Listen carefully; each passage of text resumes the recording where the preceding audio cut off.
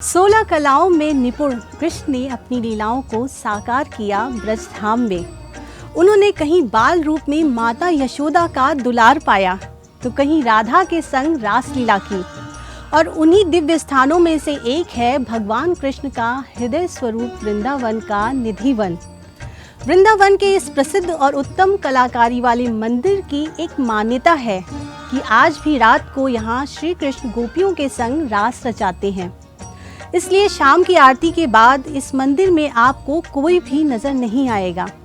यहाँ तक कि यहाँ दिन भर विचरने वाले पशु पक्षी भी शाम के बाद इस जगह को छोड़कर चले जाते हैं। तो चलिए जानते हैं निधिवन के ऐसे ही कुछ अन्य दिलचस्प और रहस्यमयी बातों को।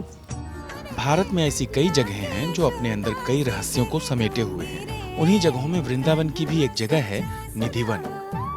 मान्यता है कि आज भी रात को यहाँ श्री कृष्ण गोपियों के संग रास रचाते हैं। इसीलिए शाम की आरती के बाद इस मंदिर में आपको कोई नजर नहीं आएगा।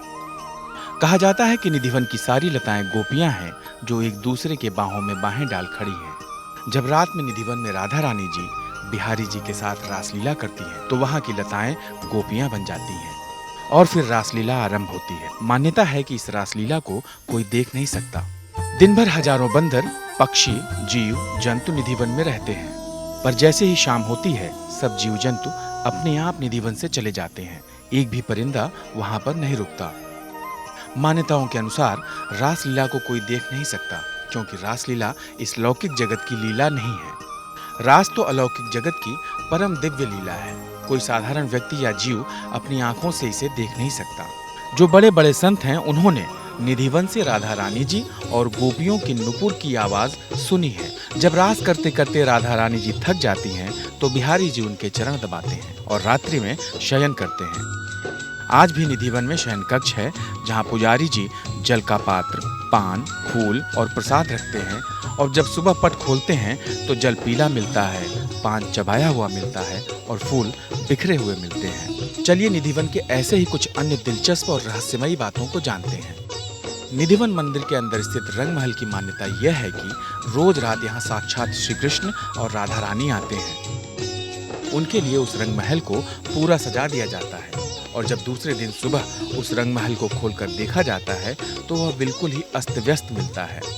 रंग महल में भक्त केवल श्रृंगार के ही सामान चढ़ाते हैं और प्रसाद स्वरूप उन्हें श्रृंगार के सामान ही मिलते हैं। वैसे तो शाम के बाद यह मंदिर बंद हो जाता है, पर कहा जाता है कि अगर यहाँ कोई छुपकर रासलीला देखता है तो वह अगले दिन पागल हो जाता है। इस मंदिर के परिसर में उगने वाले पेड़ भी अजीब तरह से बढ़ते हैं। सामान्यतः पेड़ की शाखाएं ऊपर की ओर बढ़ती हैं, पर यहाँ पेड़ों की शाखाएं नीचे की ओर बढ़ती हैं। सबसे दिलचस्प है यहाँ पर लगे तुलसी के पेड़। यहाँ हर तुलसी का पेड़ जोड़े में है।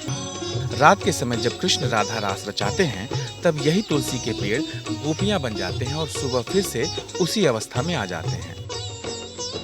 इन तुलसी के पेड़ों की यह भी मान्यता है कि इनका एक भी पत्ता कोई यहाँ से ले नहीं जा सकता। कहा जाता है कि आज तक जो भी इन पत्तों को ले गया है वह किसी न किसी आपदा का शिकार हुआ है, इसलिए कोई भी इन्हें नहीं छूता। सबसे ज्यादा हैरान कर देने वाली बात यह है कि इसके आसपास बसे घरों में खिड़कियां नहीं हैं। जिनके घर निधिवन के आसपास हैं वो शाम की आरती के बाद उन्हें बंद कर देते हैं। माना जाता है कि शाम के 7 बजे की आरती के बाद कोई उस तरफ देखता भी नहीं है।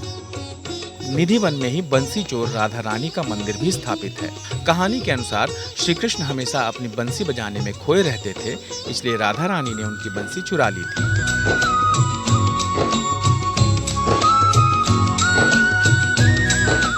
इस मंदिर में राधा रानी की मूर्ति के साथ कृष्ण की सबसे प्रिय गोपी ललिता की भी मूर्ति स्थापित है।